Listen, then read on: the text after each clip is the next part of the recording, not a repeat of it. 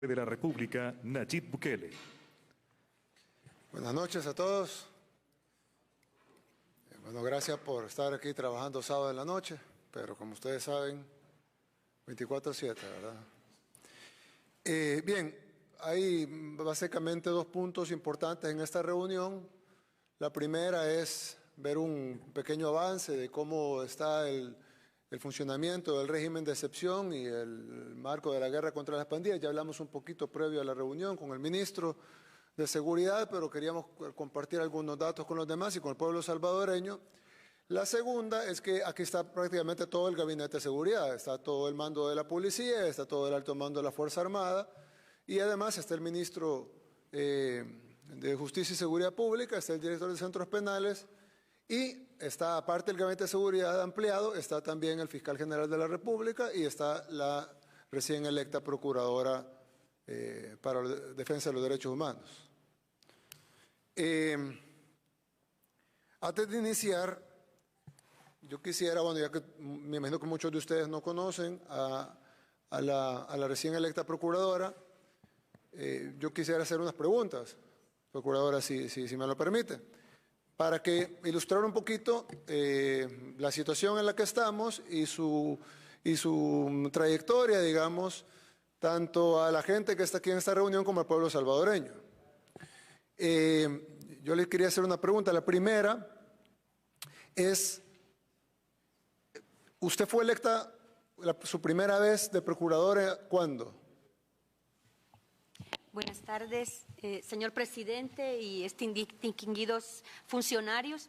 Pues déjeme decirle, señor presidente, que fui electa el 22 de septiembre de 2016 y terminó mi periodo el 21 de septiembre de 2019. Ya, ¿usted fue electa en el 2016? Sí. Y en ese año, en el 2016, procuradora, ¿qué partidos controlaban la Asamblea Legislativa? Bueno, existía el bipartidismo, ¿verdad? Los partidos mayoritarios era Arena y el FMLN. Claro. Y en ese momento, cuando usted fue electa, Arena votó por usted, me imagino, porque si no, no hubiera podido ser electa. Sí, sí, votaron por 77 votos. Correcto. Y votó también el FMLN. Sí, también el PCN, no, el PCN no. Gana también. El PDC gana sí. Y sí. Y en ese tiempo, el partido Arena, porque a veces Arena dice, no, pero es que era Arena del pasado, no es Arena del presente. En esa Arena del pasado, que ellos le llaman, del 2015, que votó por usted, reconoce algunos diputados que están ahora, por ejemplo, el diputado Rodrigo Ávila, sí, estaba ahí en la... Sí, estaba, señor. Él votó por usted, sí. Sí, también. Ya. Y el señor Portillo Cuadra votó por usted también. Sí, también. Sí, sí. El único de Arena que no votó era el señor Ray. Ya. El FMLN votó por usted también en ese tiempo. Sí, todos. Bien. Ahí estaban todos los líderes del FMLN en ese entonces, Medardo González, Norma Guevara, Lorena Peña, Jacqueline Rivera, que luego fue candidata a alcaldesa, Karina Sosa, etcétera, ¿no? Rolando Mata, Calixto Mejía, Blandino Nerio, Cristina Cornejo, todos ellos votaron por usted. Sí, y el señor Flores, que le dicen Chino Flores, Manuel Flores. El Chino Flores, sí, también él estaba ahí, también votó por usted. Sí. Ya. ¿Y cómo cree usted, por qué cree usted que la derecha y la izquierda, o la autollamada derecha y la autollamada izquierda, que siempre habían sido antagónicos, incluso crearon una guerra en la que pusieron a matarse a los salvadoreños y en la que resultaron más de 80,000 salvadoreños muertos, sin contar un innumerable número de desaparecidos y más de 1 millón de desplazados, aparte del retroceso de más de 50 años del desarrollo de nuestro país, pero supuestamente era una guerra ideológica porque no podían ponerse de acuerdo en sus posturas. ¿Por qué no podían ponerse de acuerdo a tal punto de matar más de 100,000 salvadoreños, posiblemente, seguro 80,000, de acuerdo a los informes de las Naciones Unidas, y sí pudieron ponerse de acuerdo con su elección? Sí, bueno, fíjese que, déjeme decirle, señor presidente, que yo tenía trayectoria dentro de la institución y también carrera en el órgano judicial. Yo fui fundadora de los juzgados de familia, fui también jueza de familia, capacitadora de la Escuela de Capacitación Judicial por más de 22 años. Bueno, de hecho, acababa de terminar el último curso cuando me nombraron en el 2016. Y 12 años di clases en la UCA, estuve 25 años en la UCA, estudié psicología primero y luego derecho y me quedé dando clases 12 años ahí. Entonces me conocen, yo Ya. de cualquier institución me conocen y dicen, usted me dio clase, incluso a militares le he dado clase. Ya, bueno, sí, entonces quiere decir que ellos consideraban de que usted tenía todas las credenciales para ser procuradora. Sí, entiendo que, bueno, sinceramente creo que me eligieron sin conocerme, porque solo veían, digamos, políticamente, pues no podían decir, ella es del frente, ella es de Arena, ella es de aquí, ella es de allá, porque... Ya, primero, entonces ellos consideraban que usted tenía las credenciales para ser procuradora y además la independencia para ser procuradora, ¿es así? Sí, definitivamente. Ya, ok. Una pregunta, otra pregunta. Usted, cuando usted entró en el 2016, ¿quiénes estaban en la sala de lo constitucional? Los 4 magníficos que les decían. Ya, los 4 magníficos. Y los 4 magníficos, que era Belarmino Jaime, Florentín Meléndez, sí. Rodolfo González. Correcto. Y el otro señor, Sidney Blanco. Sí. Esos 4 magníficos, usted era la procuradora, ellos eran los magistrados de la sala de lo constitucional. Ellos podían destituirla, es decir, podían ordenar su destitución por una inconstitucionalidad. Sí, de hecho, lo hicieron con mucha gente, lo hicieron con presidentes de la Corte, de hecho, presidente de la misma Corte Suprema de Justicia, lo hicieron con magistrados de la Corte, lo hicieron con magistrados y presidentes de la Corte de Cuentas, incluso destituyeron, recuerdo yo, a 84 diputados suplentes electos. Correcto. En una sola resolución se volaron 84 diputados electos por el pueblo. Correcto. Entonces, ellos podían destituirla a usted si usted hubiera encontrado algún vicio de inconstitucionalidad en su elección. Y yo considero que sí. Claro, definitivamente. Por supuesto, la sala puede ordenar la destitución de un procurador. Es que lo que pasa es que ellos incluso, el mandato constitucional de la persona titular de la Procuraduría establece la facultad de supervisar la administración pública frente a las personas. No hace distingo, es a todas las instituciones. Entonces ellos se consideraban que eran intocables, que yo a ellos no les podía decir nada. Sí, pero igual se los dije. Bueno, sí, ellos decían, incluso Rodolfo González decía que arriba de ellos solo Dios. Sí. Sí, pero ese no era el punto. El punto era de que si ellos en ningún momento cuestionaron la constitucionalidad de su elección. No. Okay. Pero ellos, su periodo terminó en el 2018, ¿sí? Sí. El de los 4 magníficos, como le llamaban ellos. Pues. Correcto. Ok. Y cuando terminó su periodo de ellos, en el 2018, entró una nueva sala de lo constitucional. Sí. ¿Cuál fue esa sala de lo constitucional? Bueno, eran nuevos, estaban 2 señores que eran del frente, también habían 2 personas que eran de Arena, y un juez que era juez de familia y que lo pusieron ahí, yo no sé ni cómo. Bueno, estaba acá del Camilo, estaba, sí. Entonces, ellos que entraron es lo que la oposición actualmente, los juristas de la oposición, le llaman la sala legítima, porque ellos dicen que nosotros destituimos de una manera ilegal a la sala constitucional y pusimos un nuevo magistrado, por lo tanto ellos a esa sala le llaman la sala legítima. Bueno, entonces ellos, tienen... sí. No, ellos le llaman así. Ah, claro. Claro, entonces ellos tienen la sala de los magníficos, como le llaman ellos, magníficos, y la sala legítima, es decir, son las 2 salas más importantes para la oposición, ¿es correcto? Correcto. Ya, y esa sala cuestionó su constitucionalidad. De ninguna manera, solo déjeme comentarle algo, señor presidente, que yo hice un amicus curias, se llama el término jurídico, como amigos de la Corte, en el caso del Mozote, y pues yo di bastante información y en las audiencias de seguimiento que le daba a la sala, a la sentencia que habían emitido ellos en julio del 2016, antes de que yo fuera electa, yo presenté, ¿verdad? Y me dieron el rol que me corresponde, ¿verdad? En aquel momento me corresponde y atendieron y la nueva sala atendió también todas mis sugerencias, porque eso es lo que hace el amigo de la Corte, ¿verdad? Presentarle pruebas, presentarle análisis y me los atendieron, me respondían todo. Ya. Otra pregunta, procuradora, si me permite. Claro.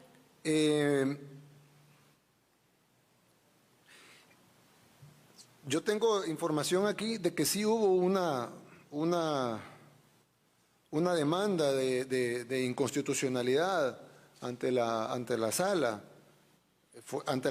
Se presentó ante la sala de los magníficos, como le llama la oposición, y luego ellos no dieron resolución, pasó la pelota a la sala posterior, a la sala legítima, como le llama la oposición, y ellos sí dieron una resolución en la cual dijeron básicamente que su cargo era constitucional y que no solo era inconstitucional, sino que además las normas organizadas y que todo lo que se había hecho para elegirla había tenido todos los requisitos constitucionales y que por lo tanto era totalmente improcedente. Es decir, no solo la declaran constitucional por omisión, sino que la declaran constitucional en resolución. Sí, es correcto. ¿Ya? Correcto. La sala legítima, como le llama la oposición. Ahora, y todo esto, incluso estaba viendo esta fotografía, no sé si la alcanza a ver, la va a alcanzar a ver, pero ahí está usted con alguien, un señor, yo lo conozco a él, pues lo he visto en medios de comunicación, se lo alcanza a ver. No, no sé. ¿Cómo se llama este señor? No sé. Vivanco, José Miguel Vivanco. ¿Usted? José Miguel Vivanco. Sí, ¿usted lo conoce?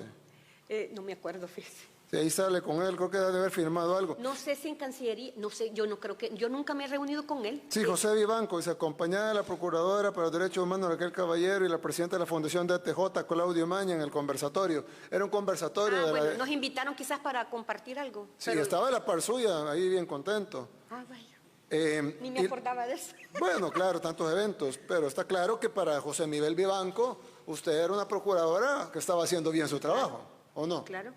Ok, y veo que también me pasaron un reporte de que usted firmó una carta de entendimiento con Funde, con el señor Roberto Rubio, de Funde. Sí, eso sí es cierto. Firmaron un convenio. Sí. Bueno, las también, dos cosas son ciertas, porque ahí está la Claro, foto. claro. Sí. Sí, también firmé con el presidente de la Corte Interamericana de Derechos Humanos, firmé un convenio de cooperación. Ah, qué interesante.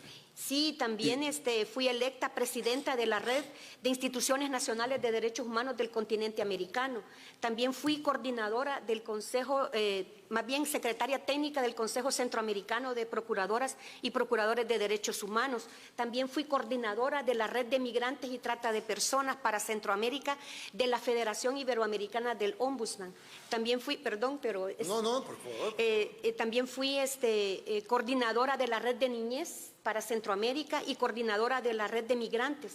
Y también presenté informes ante los diferentes comités de Naciones Unidas, y perdón porque es mi responsabilidad, los informes se convirtieron en observaciones al Estado de El Salvador, que ahora tengo que ver cómo salimos adelante con eso. Entonces, he tenido bastante contacto con funcionarios internacionales de Naciones Unidas y ahora que en lo que lo esperábamos a usted estaba terminando de contestar saludos que me han estado dando por felicitación, ¿verdad? Y de entre ellos, de la Universidad de Alcalá, de la Red Iberoamericana de Ombudsman, o sea, toda la gente, y cooperantes también, de la FIO y de la GANRI, que es la Red Global de Instituciones Nacionales de Derechos Humanos. Déjeme decirle que en cuanto a eso, obtuve la categoría A. Esta es la Red Global de Instituciones Nacionales de Derechos Humanos, está adscrita a la Oficina del Alto Comisionado de las Naciones Unidas y me evaluaron. Fue una evaluación como de 2 horas por teléfono y me quisieron agarrar por todos lados y pues ya es suficiente. Pasó el examen medio. Y a los días me mandaron ya el certificado de categoría A. Cuando fui a Ginebra otra vez a presentar otros informes, me entregaron el certificado. También déjeme decirle, señor presidente, que tuve bastante trabajo y con el ACNUR, el Alto Comisionado de las Naciones Unidas, fui parte del proceso de formación del tratado del migrante, de un tratado sobre migrantes. Estuve en los diferentes talleres a nivel internacional. El ACNUR me pagó 3 rutas migrantes que hice de los que hacen nuestros connacionales, de lo que usted bien dice, de los que fueron desplazados. El ACNUR me dio reconocimiento por el trabajo hecho a favor de las personas migrantes desplazadas y los que han las personas refugiadas también. También he sido consultora de la Unión Europea. Diseñé un curso de derechos humanos para la atención de flujos migratorios dirigido al personal de las Defensorías del Pueblo de toda América. Así que he tenido contacto a nivel internacional con muchas personas y que también me respetan, que también me han estado felicitando en las redes, ¿verdad? Se lo digo con toda humildad porque solamente lo que mi trayectoria es profesional, técnica. Ok, sí, yo creo, procuradora, que pues todo eso es muy bueno. Pero para mí hay algo que resalta de todo eso que usted nos ha contado, que es muy bueno y pues ahí está fácilmente verificable. Creo que hay algo que resalta y es el hecho de que nadie de la oposición, probablemente nuestros seguidores sí, pero nadie de la oposición, ni las personas, ni sus seguidores, ni sus diputados, ni sus partidos, ni sus ONGs, ni las organizaciones internacionales, ni la comunidad internacional, ni la CIDH, ni Human Rights Watch, ni ninguna de esas personas puede cuestionar su idoneidad para el cargo. Porque hay personas que dicen, bueno, ¿y por qué el presidente no presionó? ¿Por qué los diputados de Nuevas Ideas no pusieron un abogado del partido? Bueno, en primer lugar, porque cualquier persona que hubiéramos puesto abogada del partido hubiera sido llamada, así como le llaman al fiscal impuesto, o así como le llaman, y fue electo en un proceso normal y abierto y transparente, pero le llaman fiscal impuesto. Cualquier persona que nosotros hubiéramos puesto fuera considerada procurador impuesto, por el régimen, porque si le llaman, dicen que no hay democracia, que no hay institucionalidad, que no hay Estado de Derecho, no, que aquí lo que hay son procuradores impuestos y que ninguno tiene la idoneidad ni las credenciales para el cargo. Entonces, en un tema tan delicado como los derechos humanos, que ha sido el caballito de batalla de la oposición en todo este régimen de excepción, porque no pueden cuestionar la efectividad del régimen de excepción, no pueden cuestionar que hemos reducido prácticamente a cero los homicidios, no pueden cuestionar que la gente se siente tranquila, que la extorsión se está reduciendo también, no pueden cuestionar que la gente, la gran mayoría de la gente ahora sí puede disfrutar sus derechos humanos, como el derecho a la vida, el derecho a la libertad, el derecho al libre movimiento, sus derechos económicos, etcétera, etcétera, etcétera. Los derechos de los niños, los derechos de las familias, que ahora sí se respetan. No pueden cuestionar que este país, si bien hace falta mucho, ha mejorado en salud, ha mejorado en educación, manejamos excelentemente la pandemia. No pueden cuestionar que hemos crecido en turismo, que hemos crecido en exportaciones, que falta muchísimo, pero hemos crecido en empleo, que ha crecido la economía, que estamos pagando las deudas que ellos dejaron, etcétera, etcétera, etcétera, etcétera. Entonces dicen, sí, pero están violando derechos humanos. Entonces yo creo que es importante que la Procuraduría para la Defensa de los Derechos Humanos, creada no por nosotros, haga una evaluación de lo que nosotros estamos haciendo. Y desde una perspectiva creíble para ellos y de una perspectiva válida, legítima y compatible con el Estado de Derecho, con la institucionalidad democrática y con todo lo que ellos siempre dicen defender, digo dicen porque realmente no defienden eso, pues no pueden cuestionar su elección, porque si su elección estuviera viciada de alguna manera, entonces no pudo haber sido procurador en el 2015, 2016, 2017, 2018, 2019. Usted no pudo haber sido votada por Arena y por el FMLN, dos partidos que representaban no solo a casi todo el país, sino dos posiciones supuestamente antagónicas. No pudo haber sido avalada por la Sala de los Magníficos, que es básicamente el Olimpo para los juristas de oposición. Para los juristas de oposición no hay nada más increíble jurídicamente que la Sala de los Magníficos, pero todos ellos avalaron su cargo. Y la avalaron durante el 100% del tiempo que coincidieron en ambos cargos. Luego vino la sala legítima, que ellos dicen que es la sala legítima. Bien, pues ellos también avalaron su cargo y no solo la avalaron por omisión, sino que la avalaron por acción, incluso emitiendo una resolución favorable a usted y a su elección. No pueden alegar de que la comunidad internacional no está de acuerdo con su elección porque estuvieron trabajando con usted todo su periodo anterior. Claro.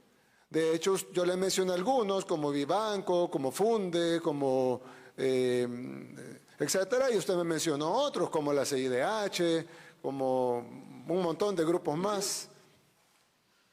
Y por ende, pues asumo que todos ellos, si validaron su primer periodo, no tendrían por qué oponerse al segundo. Claro.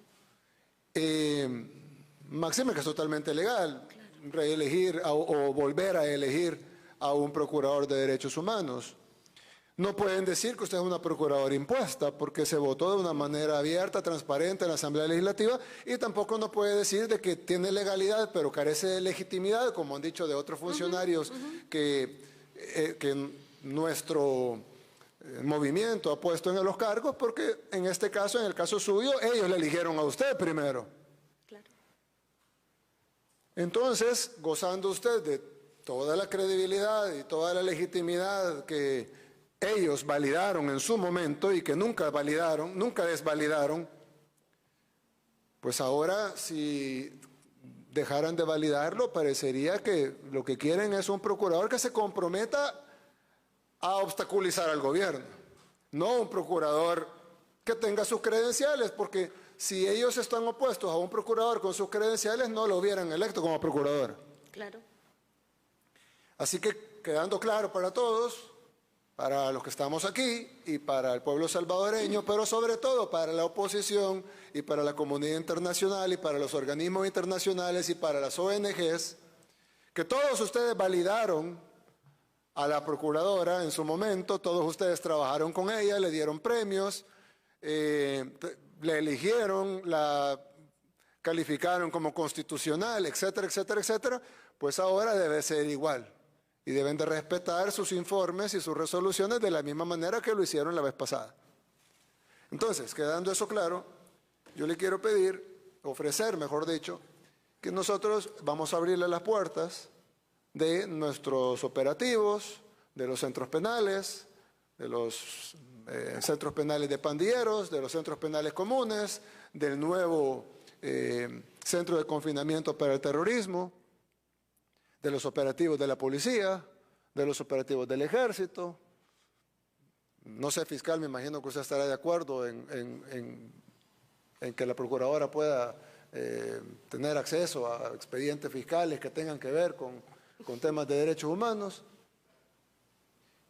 y pueda usted emitir un informe independiente, validado, no por nosotros, porque nosotros estamos seguros que lo que estamos haciendo está bien, no validado por nuestra gente, porque nuestra gente nos apoya en lo que estamos haciendo, sino validado por la oposición y validado por las ONGs que tanto nos atacan y validado por los organismos internacionales que nos atacan, porque ellos la calificaron a usted como una excelente procuradora para la defensa de los derechos humanos, ellos la eligieron a usted en su primer periodo y ellos la declararon constitucional, tanto a la sala de los magníficos como a la sala legítima. Y entonces su informe debe de ser respetado y validado por esas personas y esos organismos.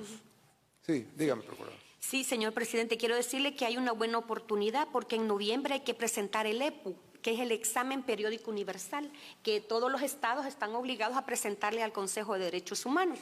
Y nosotros como Procuraduría ya tenemos experiencia para eso, ¿verdad? Entonces en el EPU van todos los temas sensibles en derechos humanos. Obviamente que el tema de seguridad es completamente incluyente, ¿verdad? Está todas las temáticas de niñez, todos los temas de derechos económicos, sociales y culturales, los temas de mujeres, ahí va todo, ahí va todo. Esa sería una buena oportunidad. De todas maneras tengo ya el compromiso y digamos que el mandato requiere, ¿verdad? Y a nivel internacional y a nivel local, ¿por qué no dijo nada la oposición? Porque conocieron mi trabajo. Y no obstante que me mandaron currículum de personas para que fueran mis adjuntos. Un partido quería las 6 adjuntas y otro quería el adjunto. No les di ni uno. Y se enojaron, me llamaron reclamando. Yo lo siento. Puse personal técnico, porque lo que necesitamos en derechos humanos es eso. Gente sensible y conocedora del trabajo, ¿verdad? Institucional. Como yo llegué el 2001, los conocía todos y ocupé varios cargos de dirección. Entonces, me conocían y entonces yo identifiqué a algunos de ellos, gente con trayectoria dentro de la institución. Entonces, para hacer este trabajo, yo ya tengo el equipo.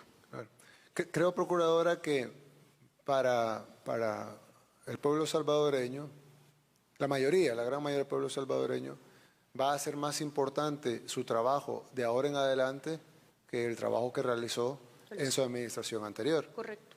Yo mencioné todo lo de la administración anterior, elección, validación, constitucionalismo, etcétera, porque creo que lo más importante de que usted sea la persona que va a estar a cargo de la Procuraduría es que usted no puede ser acusada de ser una procuradora nuestra, o ser una procuradora del régimen, como le llaman ellos, o ser una procuradora de nuevas ideas, o de ser una procuradora ilegítima o inconstitucional, o que no tiene la legalidad o las credenciales necesarias, porque ya todos ellos validaron eso. Ya todos ellos validaron su idoneidad, ya todos ellos validaron su independencia, ya todos ellos validaron sus credenciales, su legitimidad y su constitucionalidad. Y la validaron no solo los partidos políticos, sino las salas de lo constitucional, ambas que pasaron por su periodo. Por ende, yo creo que eso es lo que para el pueblo salvadoreño era importante que lo supieran, que es la razón por la que yo creo que usted es la persona adecuada para dirigir la Procuraduría. La razón principal para mí no es su desempeño, sino es la legitimidad que nuestros opositores le dieron, aquí en el país y en el extranjero. Ahora, de ahora en adelante, creo yo, y se lo digo humildemente porque yo no soy su jefe, usted es una institución independiente, creo yo que ahora lo que va a ser más importante para el pueblo salvadoreño es que con esa legitimidad que tiene con la oposición y con los entes internacionales, organismos, ONGs, etcétera, con esa validez que tiene, con esa credibilidad que tiene que tener, y si ahora ya dicen que ya no, entonces obviamente lo único que quieren es alguien que venga a fregar, pero objetivamente no tendrían ningún argumento para decirlo por lo que ya dije anteriormente. Entonces, eso creo humildemente que lo que sí va a importar para la mayoría del pueblo salvadoreño que está con nosotros o apoya lo que estamos haciendo, va a ser el trabajo que usted haga de ahora en adelante con esa credibilidad y legitimidad y todo lo demás que le dieron todos estos organismos. Y por eso le estamos ofreciendo abrir las puertas para que usted tenga acceso, tal vez acceso que tal vez no tuvo antes, y que eso le pueda servir para emitir informes y reportes y resoluciones independientes y que nadie puede cuestionar su validez. Ya que no les gusta, bueno, eso ya es otra cosa, pero es una cuestión de gustos, no es una cuestión de Estado de Derecho, no es una cuestión de democracia y no es una cuestión de dictadura, sino que simplemente es una cuestión de gustos.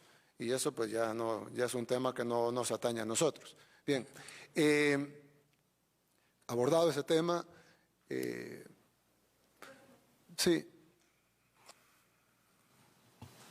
Sí, quería en primer lugar darle las gracias, señor presidente, y también a todos los funcionarios que usted ha convocado a esta reunión.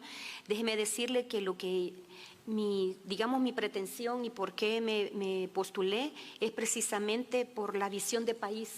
Y soy creyente de que entre todas y todos podemos sacar adelante al país. Hay muchos problemas que el país le aquejan a la ciudadanía salvadoreña, a todo el ciudadano común, el que sale todos los días a trabajar. Entonces, que entre todas y todos podamos darle respuesta al país. Entonces, mi objetivo, y me gustaría pues que bueno la apertura que usted ha dado, de todas formas ya estaba pensando en convocarles, ¿verdad?, para empezar a trabajar, no con el objetivo de alguien que va a venir a señalar, sino con el objetivo de ver cómo entre todos sacamos adelante al país, ¿verdad? Yo creo que estamos en una coyuntura político-social diferente. En 200 años nunca habíamos tenido lo que ha pasado, ¿verdad? El 3 de febrero y el 28 de febrero, nunca lo habíamos tenido. Y hay que estar uno ubicado en tiempo y espacio de lo que la ciudadanía quiere. Y ahora tenemos un pueblo que exige, tenemos un pueblo que se fija, que evalúa. Entonces yo quiero estar a la altura de esa exigencia y también de pedirles a ustedes el apoyo y la colaboración, porque yo voy a hacer mi trabajo, pero también con el objetivo de sacar adelante al país todas y todos.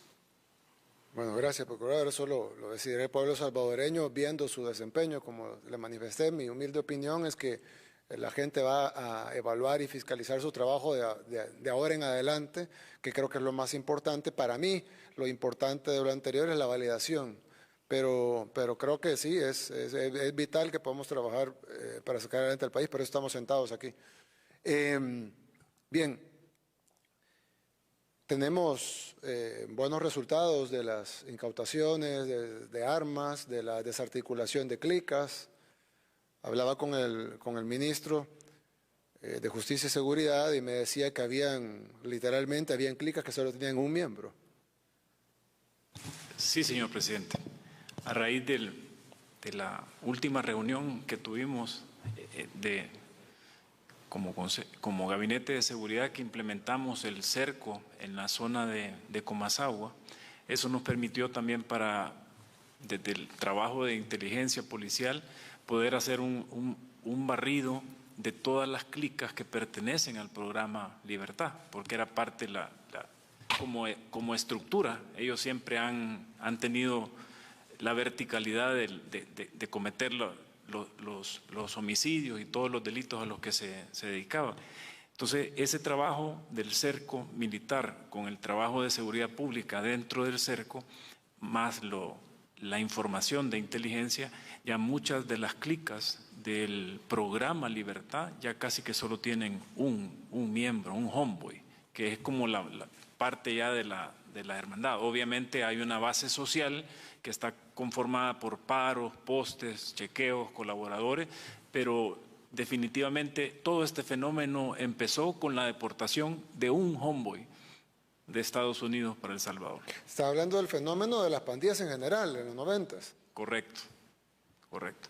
Por eso es la importancia de poder seguir impactando a esas clicas que ya solo tienen un homeboy, para ir desactivando todo este fenómeno. Sí, que como la parte estructural cabeza de la clica, todo lo demás se desmorona solo. Sí, imagínense que este fenómeno, por todas lo que los gobiernos anteriores fueron incapaces, es decir, la MS empezó con un homeboy y llegó a tener, según nuestros registros… Y toda la fuerza del Estado no pudieron agarrar el homeboy. Correcto, correcto. Entonces, ahora, si se hubiera hecho en su momento… Sí, no existieran las pandillas. No existieran las pandillas, pero precisamente así como nacieron, con un homeboy nosotros tenemos que enfocarnos a seguir desarticulando. Sí, porque si no van a volver a crecer. Correcto, correcto. Pero hasta el momento lo que usted nos ha ordenado que ejecutemos como gabinete, que hemos tenido la colaboración de la Fiscalía General de la República, más esta segunda fase de reformas que vienen para procesar a estas estructuras como estructuras terroristas. Son estructuras terroristas. Entonces, eso nos va a permitir poder realizar algo que nunca habían querido hacer los gobiernos anteriores y que precisamente lo decíamos ayer en la Asamblea cuando llevamos la solicitud del Consejo de Ministros para la prórroga, que es la población la que está demandando, la que nos está reconociendo el trabajo que se está haciendo, que nosotros como gabinete pues estamos ejecutando las instrucciones que usted nos encomienda y por supuesto esta modalidad del cerco también tuvo muy buenos resultados, incluso policialmente también ha sido bien evaluado y de eso se trata, de ir moviendo toda la actividad de esta guerra con base a las mutaciones que pueden venirse generando y parte de una respuesta a la mutación de ello fue haber implementado el cerco militar en Comasagua. Sí, evidentemente ellos van a ir mutando como las bacterias, ¿no? Les cae un antibiótico y las que sobreviven mutan a manera de que ser resistentes al antibiótico. Por eso es que hay que estar cambiando el antibiótico para que siempre estarle pegando a las bacterias. Hay una cosa importante, y lo hablábamos con el director la vez pasada, en la reunión que tuvimos la otra noche, y es de que debemos hemos golpeado mucho, bastante bien, digamos, la base de las pandillas y hemos agarrado lo que llamamos frutos altos. Creo que tenemos ya 10 de las 15 sillas. ¿Cuántas? 9 tenemos. 9 de las 15. Lo que pasa es que agarramos uno hace poco que recién había subido. Pero, o sea, digamos, 9 más un sustituto de los 9. correcto.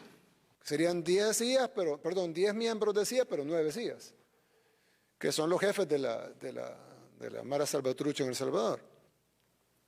Pero nos faltan, aunque algunos están fuera del país, pero nos faltan y toca agarrarlos o desarticular su estructura acá para que no tengan cómo operar.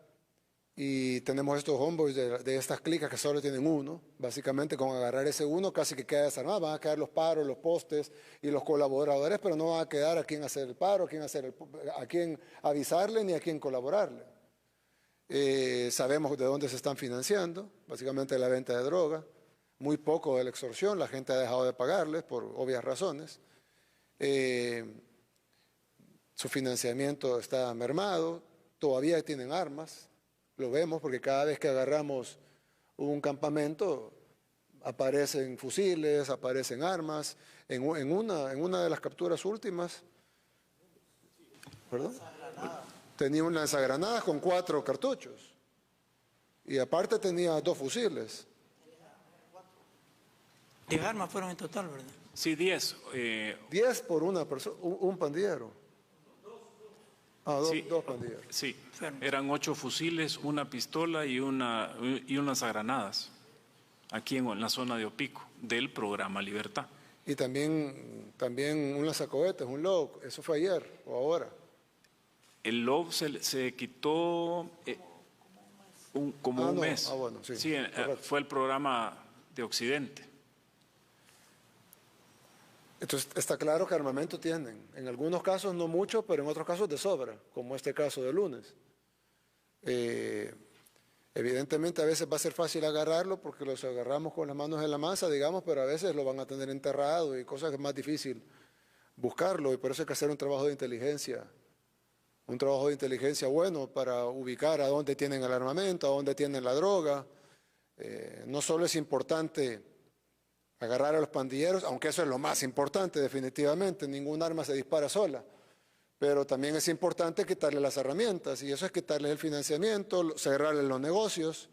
Tienen bastantes negocios todavía, car wash, venta de gas, panaderías, etcétera. Hay que cerrar esos negocios y cortarle esos financiamientos, porque ahorita sabemos que están ahogados.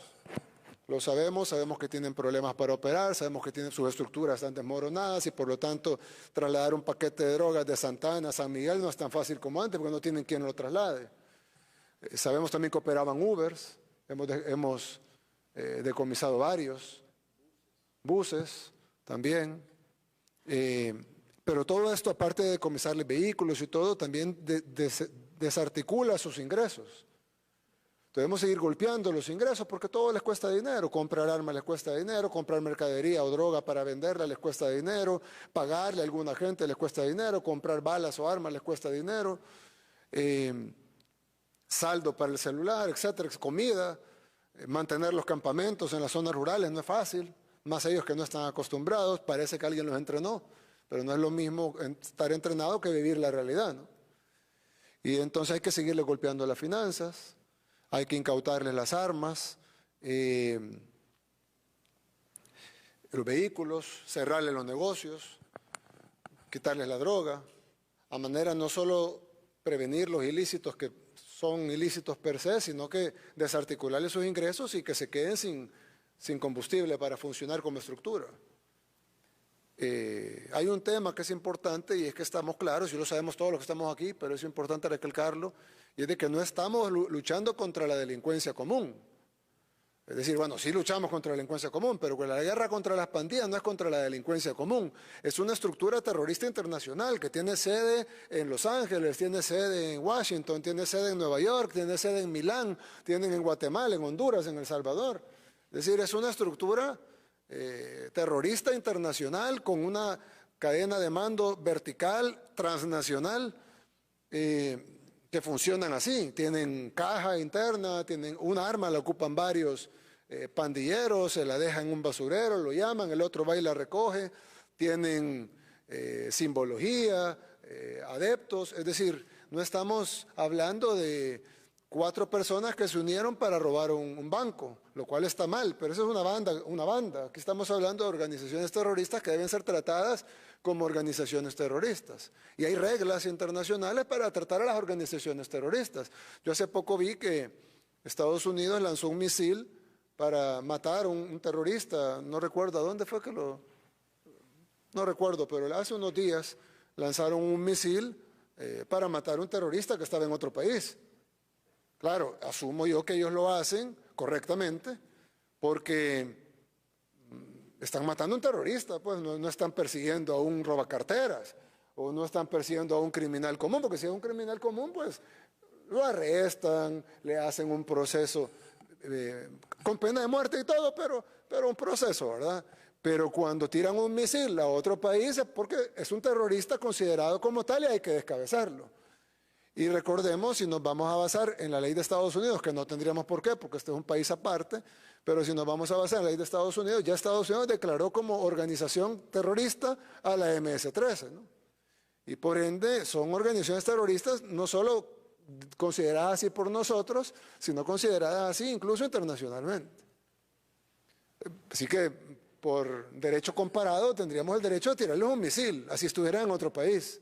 Claro, no lo vamos a hacer, pues. Pero solo para comparar que nosotros realmente somos suaves con los terroristas. Lo que pasa es que son un montón, pues. Y normalmente habíamos sido más suaves. El país, El Salvador, les dejaba hacer lo que quisieran a sus anchas, que controlaran el territorio, que se fueran los dueños de las colonias, los dueños de las comunidades, que pusieran las reglas de quién entraba y quién salía, quién podía entrar, a qué horas, toques de queda. Que le pusieran renta o como el equivalente a un impuesto a todos los negocios en este país, que tuvieran cuarteles generales desde las cárceles, que recibieran armas, entrenamiento y dinero de los gobiernos de turno.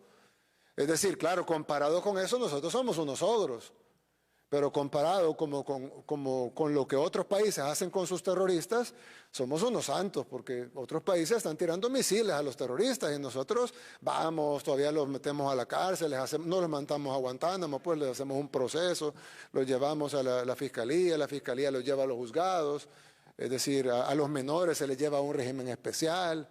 Es decir, no le tiramos un misil y se va a la familia, a los vecinos y todos los que estaban cerca del terrorista, ¿no? Entonces, nosotros somos probablemente el gobierno más blando del mundo en cuanto al trato de sus terroristas. Ahora, claro, comparado con los gobiernos anteriores de El Salvador, sí somos durísimos, ¿verdad? Porque estamos haciendo lo que se tuvo que haber hecho siempre, que es la lucha contra estos grupos terroristas que han amedrentado a nuestra población ya casi 30 años, 25 años aproximadamente desde que el presidente Clinton deportó a los primeros pandilleros que vinieron a El Salvador y que formaron las pandillas que estamos combatiendo ahora. Y por eso es tan importante que el ejército esté involucrado en esta guerra. En primer lugar, porque tenemos capacidades de combate. Por ejemplo, el cerco en Comasagua hubiera sido imposible si no tuviéramos la forma técnica de poder, claro, de poder cercar un territorio. La policía no está entrenada para cercar un territorio, la policía está entrenada para investigar, ir, agarrar al homicida, como lo hicieron muy excelentemente, no solo con los miembros de la clica, que prácticamente se eliminaron, sino también con los asesinos. Correcto. Para eso la policía es la experta.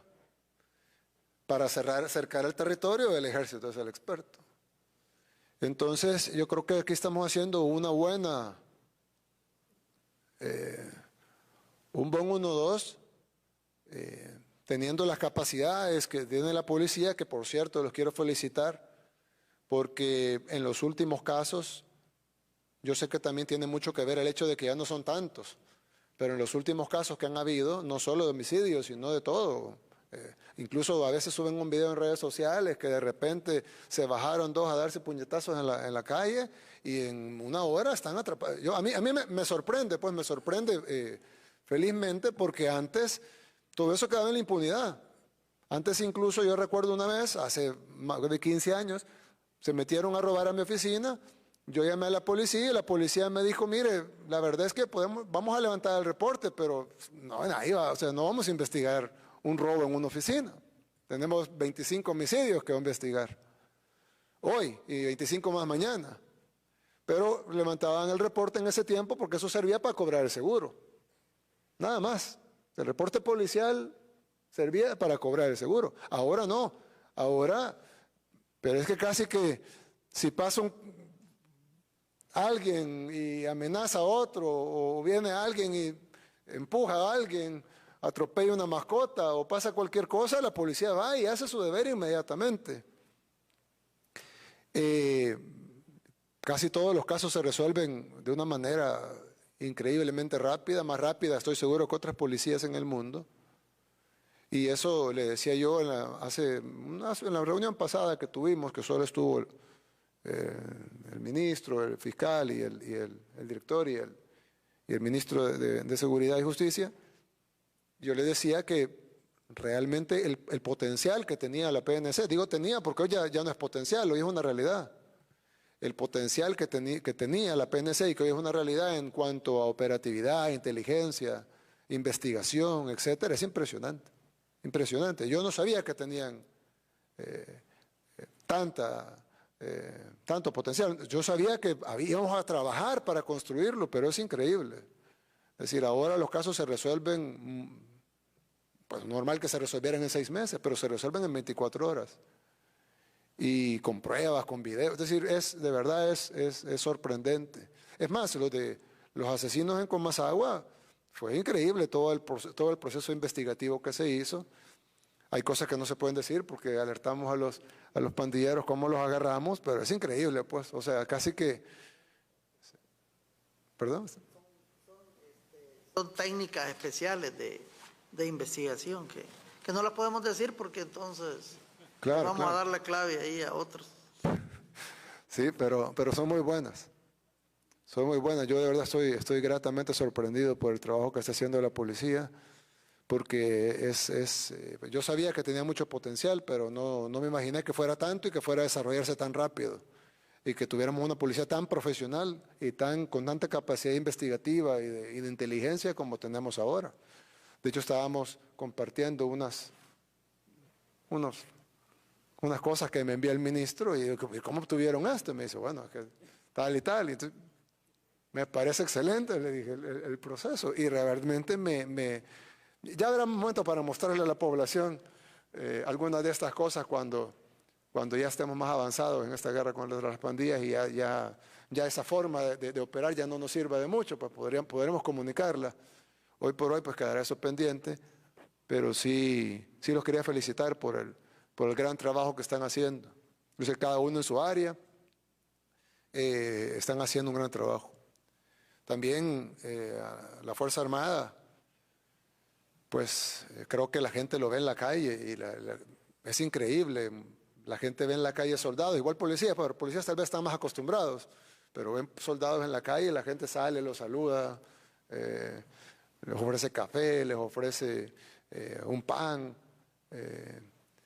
Bueno, a mí me sorprendió, por ejemplo, cuando instalamos el cerco en Comasagua, que yo asumí que iba a haber gente, por la restricción al movimiento no deja de ser molesta. Por supuesto, hay una gran ventaja que es la seguridad y eliminar la clica y proteger la vida de los salvadoreños, pero alguna molestia tenía que haber por la restricción al movimiento, las revisiones, cateos, etcétera. Pero no, la gente está pidiendo que no se vaya el cerco. Yo le digo, pues tenemos que quitarlo, no podemos estar en cerco en Comasagua todo el tiempo. Pero la gente dice, no, por favor no se vayan porque los pandilleros van a regresar. Claro, la gente tiene que tener la confianza que los pandilleros no van a regresar porque ya la clica está desarticulada y si vinieran pandilleros de otro lugar, pues también vamos a ir por ellos. Pero me sorprende gratamente también el profesionalismo, porque quiere decir de que la gente no solo está consciente de que pues, hay un costo de molestia que hay que pagar por la seguridad, sino que aparentemente ese costo es casi inexistente para la gente, porque nuestros soldados están ahí cuidando, tratan con educación, son respetuosos. Y bueno, en el caso incluso de Comasagua, pues 5 hasta dieron su vida, ¿no? por la gente. Y creo que eso es importante de que la población, y bueno, lo digo en nombre de la mayoría de la población, habrán un par de desagradecidos, malagradecidos que no van a valorar la vida humana, pero el 99, bueno, no sé, 90 y pico % de la población, o sea, más de 9 de cada 10, está muy agradecido con el trabajo que están haciendo. Y sabemos que tanto policías como soldados y también los bomberos y protección civil en sus áreas, pues, pero guardavidas, pero policías y soldados en el tema de seguridad, no solo están haciendo un trabajo ejemplar y que ha sido ejemplo para el mundo, porque somos ejemplo para el mundo en el tema de seguridad, indiscutiblemente. No solo es un trabajo ejemplar, sino que además es un trabajo riesgoso. Nadie puede negar que los policías y los soldados están arriesgando su vida en pro de la seguridad y de salvaguardar la vida de los demás. Y pues eso merece muchas cosas, pero principalmente agradecimiento. Y creo que lo mínimo que podemos hacer los salvadoreños es agradecerles por el gran trabajo que están haciendo y acompañarles en todo el trabajo que hace falta. Porque si bien hemos golpeado a la mayoría de las pandillas, lo que queda cada vez es más difícil de agarrar. Ya no podemos hacer 1000 arrestos diarios, hacemos 80, porque es más difícil, como frutos altos, el fruto bajo es bien fácil de bajar, luego el fruto mediano es más o menos fácil, pero ya el fruto alto es difícil de bajar, y ahorita en lo que estamos enfocados desde hace ya 2 meses, o más, un poquito más, 2 meses y medio, pero en obtener los frutos altos. Y por eso es que agarramos un grupo de pandilleros con lanzagranadas, con 8 fusiles, porque estamos agarrando fruto más alto. Pero es clave si queremos desarticular las pandillas para siempre. Si solo le quitamos los tentáculos al pulpo, pues en el caso de las pandillas vuelven a crecer, no necesariamente el caso de todos los pulpos, pero en el caso de las pandillas vuelven a crecer. En este caso tenemos que desarticular todo, con todo y cabeza, financistas, proveedores, negocio fachada, contadores que se prestan para lavarles el dinero, abogados, etcétera, etcétera, etcétera. Si no, no vamos a salir de esto. Y creo que la población sabe y puede certificar porque lo viven en el día a día. No es que nosotros lo estamos contando aquí en este lugar. No, la gente lo vive en su casa, en su colonia, en su comunidad. La gente sabe que estamos ganando esta guerra. Y entonces lo que hemos hablado siempre, director, cuando el boxeador está contra las cuerdas, lo que toca es darle más duro y que no se levante, porque si se levanta puede que nos pegue un golpe a nosotros. Y cuando me refiero a nosotros me refiero al pueblo. Lo que tenemos que hacer es no soltarlo de las cuerdas, y es por eso que es importante reafirmar, es importante arreciar, y es importante ese paquete de reformas nuevas. Ya se hicieron 2, 3 paquetes de reformas, pero este nuevo paquete de reformas para enjuiciarlos como organización y no únicamente individualmente, aunque también tienen sus delitos individuales, pero enjuiciarlos como organización para que esto no vuelva a pasar y que no vayamos a sembrar las semillas del delito del futuro. Porque si nosotros hacemos todo este gran operativo y al final se condenan a 5, 10 años, 15 años, en 15 años van a salir libres y si tienen 20 van a tener 35. Y entonces ya no vamos a estar nosotros aquí, pero el pueblo salvadoreño dentro de 15 años va a decir, ustedes sembraron la semilla del crimen que tenemos ahora. Y es por eso que es importante de que se hagan las reformas legales necesarias para que, y gracias a Dios tenemos una asamblea afín, porque si no tuviéramos que ir a pelear con Areni al frente, y como ellos eran patrocinadores de los pandilleros, pues obviamente no nos iban a aprobar ninguna de esas reformas. Pero ahora tenemos diputados que están comprometidos a aprobar esas reformas para poder garantizar de que no solo resolvamos el tema de la delincuencia, que gracias a Dios lo estamos haciendo, sino que no sembremos la delincuencia dentro de 20 años y que nuestros hijos nos culpen de que les dejamos un problema, una bomba de tiempo, sino poder resolver el tema totalmente.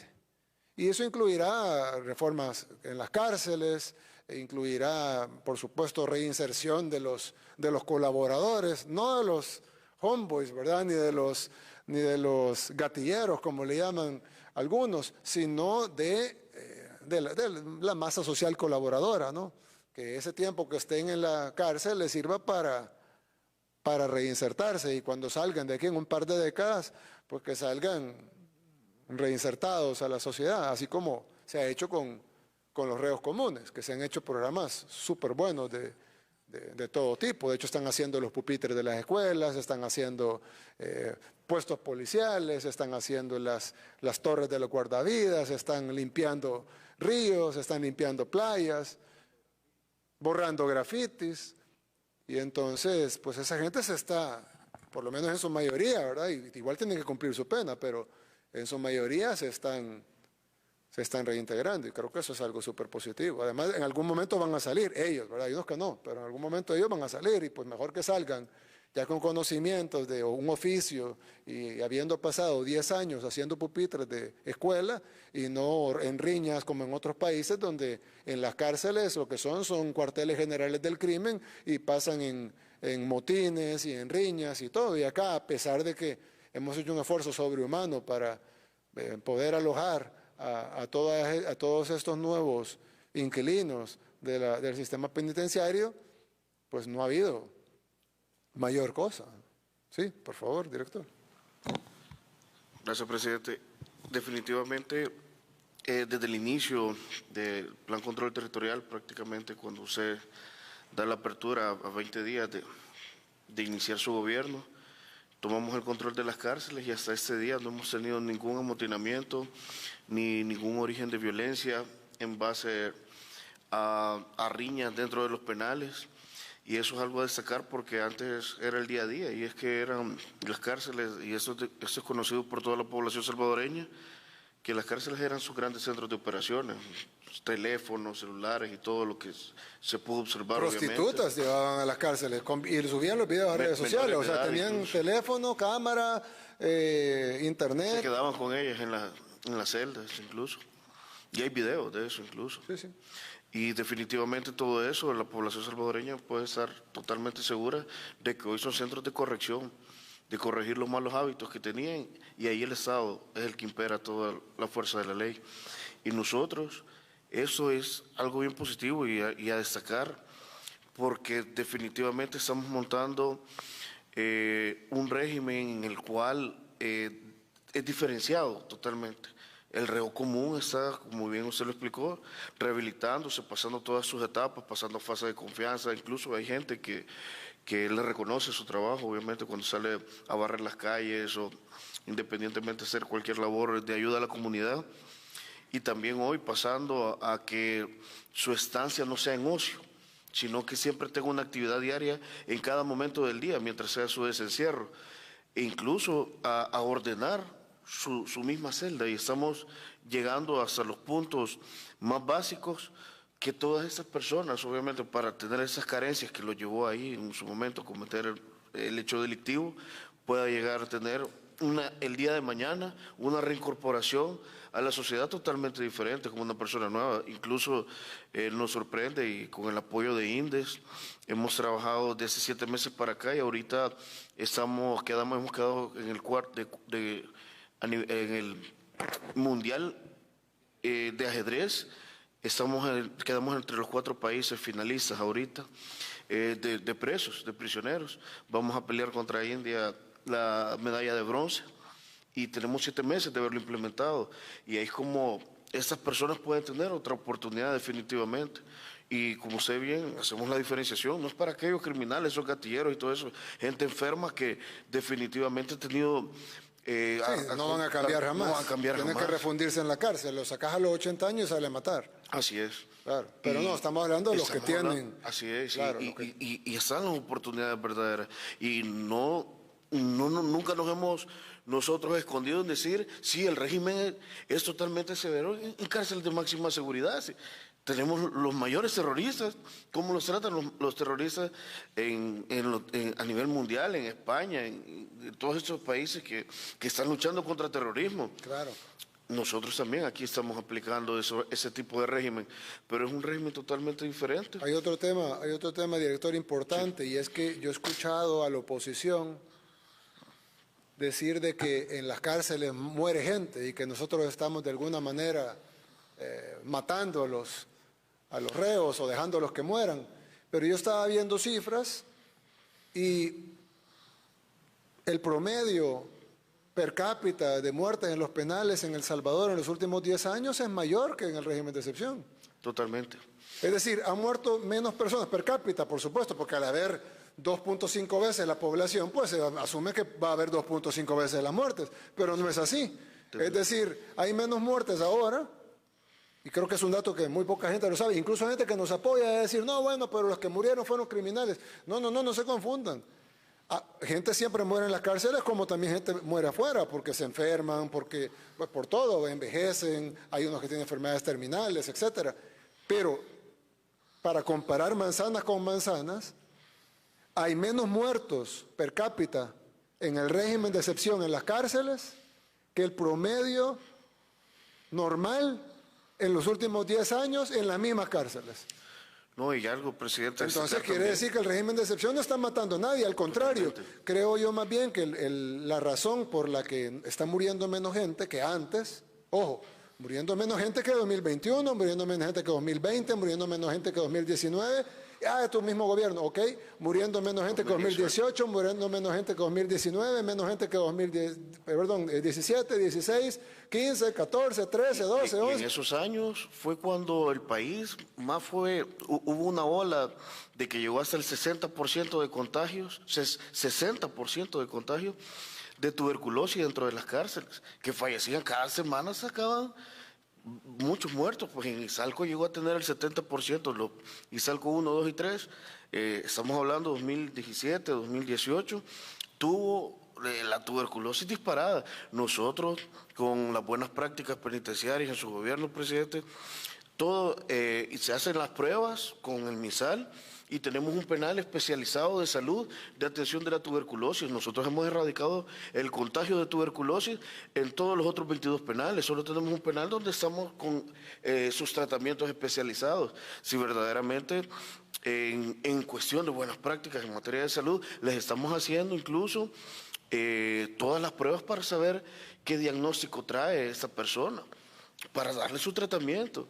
Si es fácil mentir dentro de una bola de mentiras que siempre genera la oposición por querer desprestigiar un plan que es totalmente integral.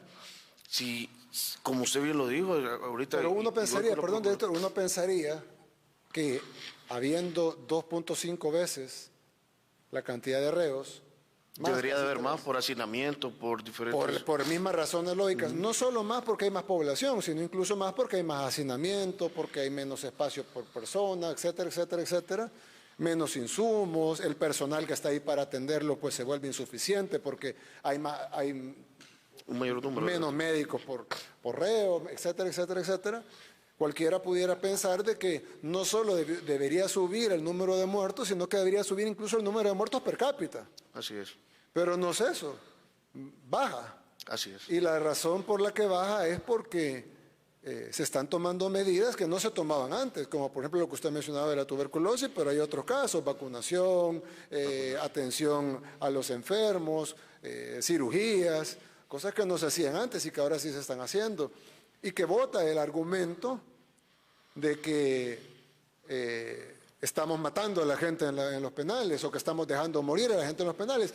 Porque si ese argumento fuera cierto, que no lo es, pero si ese argumento fuera cierto, entonces habría que capturar inmediatamente a todos los administradores de los gobiernos anteriores, porque si nosotros lo estamos matando y antes morían más, entonces antes lo estaban matando más. Definitivamente. Pero van a decir que antes era normal, entonces, y nosotros ahora es menos, pues entonces con más razón es normal. Son los reos que mueren por enfermedades terminales, pues...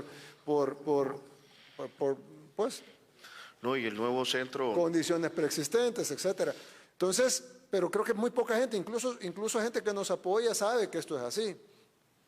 Y creo que eso es un punto importante, procuradora, que me imagino que va a tener que corroborar, que las cifras reales por ejemplo, había visto un caso de que nosotros habíamos desaparecido a una niña a una joven menor de edad estaba embarazada y que le hicimos perder su bebé. Y hasta sacaron una señora que hasta le dan el dinero y agarran el dinero a la señora y le dicen llore. Y empieza la señora, no, ¿qué tal? Y empieza a agarrar un dinero en la mano y dice, aquí le devuelvo el dinero, pero devuelvo. su hija, bueno, me pasaron el reporte, igual me dijeron que por la ley de la niñez no se puede revelar algunos datos, pero ella está bien, está siendo cuidada en su salud desde el inicio, no hay nada que sea imputable a nosotros. Ahora, ella tiene que enfrentar su proceso, como cualquier menor de edad tiene que enfrentar su proceso. Si cometió un delito o que posiblemente cometió un delito, tiene que enfrentar su proceso. Pero no es cierto que ha desaparecido la muchacha, ni es cierto que simple y sencillamente son estos caballitos de batalla que la oposición monta, que algunas veces les ha salido el tiro por la culata. Yo recuerdo un caso que era un muchacho, un joven, que yo incluso había una fotografía conmigo porque cuando yo estaba en la alcaldía, nosotros patrocinábamos la orquesta sinfónica y uno de los niños que tocaba violín, pues se tomó una foto conmigo, ¿no? Con el violín, y luego sale que habíamos arrestado con el régimen de excepción, hay que ser un ejemplo del arresto de jóvenes inocentes. Entonces, inmediatamente yo me preocupé, le pedí al ministro, al fiscal, por favor, ayúdenme a investigar dónde está este niño, cómo es posible que arrestaron al violinista, y luego, señor presidente, pero me enseñan el arresto, me enseñan la foto, el violín, adentro no traía violín, lo que tenía era esta droga cristal, báscula, droga, armamento, bolsitas, dinero. Pues, ¿qué vamos a hacer? Si cometió un delito no nos queda hacer otra más. Y entonces muchos caballitos de batalla se le han caído a la oposición y se les caen particularmente porque son falsos o porque están defendiendo causas que no deberían defender o porque están basándose en sus propios prejuicios. ¿Sí? Solo quería poner algo también en contexto, presidente, algo que también, y quizás obviamente hasta la oposición desconoce, o mejor dicho, obvia en eso, es de que la Cruz Roja Internacional, el Comité de la Cruz Roja Internacional, que es el único avalado para ir a ver el tema de prisiones en cualquier uno de los países, avalado a nivel internacional, ha entrado todas las semanas, ha entrado a ver todo el manual de buenas prácticas que nosotros diseñamos como gobierno, obviamente, que se está implementando dentro de los centros penitenciarios, que incluso hoy hemos llegado, y todos los rumores que ha querido expandir la oposición con lo del penal de Ilopango, y usted, como bien me ha dado las indicaciones, todavía para hacer mejor las cosas dentro de los penales, Ilopango es un centro prácticamente de perfilado, de registro, para diferenciar bien las poblaciones, quién es reo común cuando entra. Desde un inicio se hace ya la investigación, la primera etapa es hacer su evaluación médica, se mandan a hacer sus exámenes médicos para que esa persona entre con tratamiento desde el primer día, algo que nunca había pasado en ese país. Es más, la ley penitenciaria habla de los centros de admisión y nunca lo habían, era incumplida la ley. Y nosotros hoy estamos haciendo todas esas buenas prácticas para demostrar que el proyecto, este plan, el estado de excepción, primero, en todas sus etapas está bien diseñado, hay un plan que se está ejecutando, y segundo, que es integral. Si aquí no queremos hacer nada en contra de la ley, como usted siempre lo ha mencionado, sino lo más integralmente posible, que la institucionalidad funcione en este país. Incluso en el tema de personas que pueden ser inocentes, evidentemente una microminoría, pero evidentemente las habrá. Eso es como que, como decíamos la vez pasada, ¿para qué existe el sistema judicial entonces si el 100% de las capturas van a ser 100% culpables? Entonces, si las policías del mundo, de Estados Unidos, de Canadá, de cualquier otro país, del primer mundo, ¿no? De Europa, etcétera, si todas las capturas que ellos hacen son de personas 100% culpables y ellos nunca se equivocan y nunca capturan a una persona inocente, entonces deberían de cerrar sus sistemas judiciales, porque ¿para qué los van a llevar a juicio si ya todos son culpables? Evidentemente los llevan a juicio porque hay personas inocentes que son capturadas. Eso pasa en El Salvador, pasa en España, pasa en el Reino Unido, pasa en Francia, pasa en Alemania, pasa en todo el mundo, porque obviamente la policía captura a quien sospecha que cometió el delito. La fiscalía presenta el caso y los juzgados determinan si son inocentes o culpables, y si son culpables, qué nivel de culpabilidad y cuánta pena le corresponde. Si eso fuera un error de El Salvador o un problema que El Salvador tiene en exclusividad, Entonces los demás países del mundo no necesitan sistema judicial, simplemente con sus policías perfectas capturan al 100% de la gente culpable, y ¿para qué van a hacer juicios si nunca se equivocan? Evidentemente me imagino que habrá un alto porcentaje en Estados Unidos de gente que capturan que en los juzgados los sacan libres. Habrá un porcentaje en Canadá de gente que capturan que los juzgados los sacan libres. Habrá un porcentaje en Alemania que capturan y que los sacan libres. Y por ende, pues de la misma manera, en El Salvador habrá un porcentaje de gente que no es culpable o es inocente y que debe salir libre en un proceso judicial justo. Pero eso no quiere decir de que haya sistematizadamente nosotros estamos capturando inocentes o estamos capturando por capturar o estamos capturando. ¿Y qué ganaríamos nosotros con eso?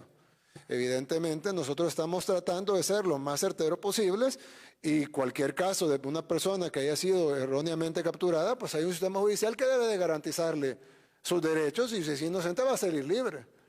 Desde el momento que la Fiscalía vote los cargos o que la Fiscalía sí presente cargos, pero que el juez considere que la prueba no es suficiente. Incluso tiene derecho a apelaciones, como en cualquier democracia, ¿no? En cualquier Estado de Derecho. Lo que pasa es que generalmente la oposición ha querido vender la idea de que nosotros no estamos, que en El Salvador no hay Estado de Derecho y que no estamos respetando la institucionalidad o la democracia, o que aquí hay una dictadura o un régimen, como le llaman ellos. Régimen hay, pero de excepción, pero no un régimen antidemocrático, que es lo que quieren vender. Ahora,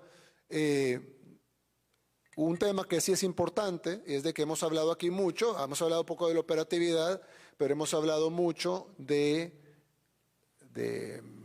derechos humanos, de las cárceles, de los reos, de que los muertos en los penales son menos de lo que eran antes en promedio, de que se está reinsertando a los que se pueden reinsertar, de que los menores tienen el tratamiento que deben de tener, que los caballitos de la batalla de la oposición sobre casos en específico son falsos. Se ha hablado mucho de todo eso, pero también yo creo que los derechos humanos, si bien nadie duda que los reos tienen derechos humanos, pero yo creo que algo que no se ha hecho y ningún procurador lo ha hecho antes, o por lo menos yo no recuerdo, discúlpenme si usted lo hizo y no me acuerdo yo, pero no han defendido los derechos humanos de la gente honrada.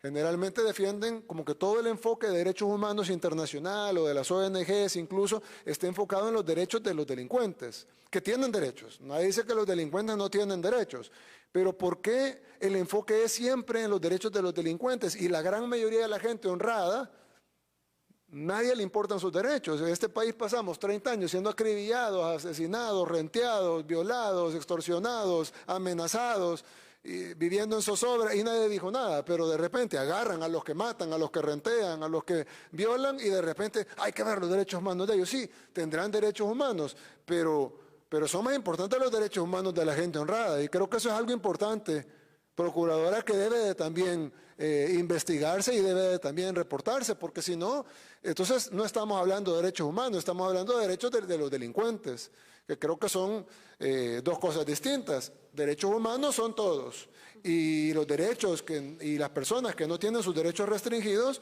son las personas honradas, porque los otros tienen derechos humanos pero tienen derechos restringidos. Por ejemplo, no tienen derecho al voto, no tienen derecho a la actividad económica, no tienen derecho a la libertad. ¿Por qué cometieron un delito? Entonces, si se les restringe, en Estados Unidos algunos no tienen derecho a la vida porque les ponen a la silla eléctrica. Entonces, si se pueden restringir algunos derechos humanos tan fundamentales como el derecho a la vida, en el caso de los países que tienen pena de muerte, ¿por qué en el caso de los países pobres o en el caso de los países en vías de desarrollo del tercer mundo están encima que los delincuentes deben de tener derechos, pero cuando hablamos de los derechos de la población, ahí todo el mundo se queda callado y ahí ya no importa, y lo que tenemos que hacer es seguir velando por los derechos de los delincuentes? Entonces, si bien nosotros vamos a respetar los derechos de los delincuentes, y lo estamos haciendo y lo hemos estado haciendo todo este tiempo, pero nuestra prioridad va a ser los derechos de la población honrada, que son los que no tienen sus derechos restringidos porque no cometieron delito. Bien. Por respeto a la audiencia, vamos a cortar la transmisión. Nos quedamos aquí trabajando en cuestiones operativas.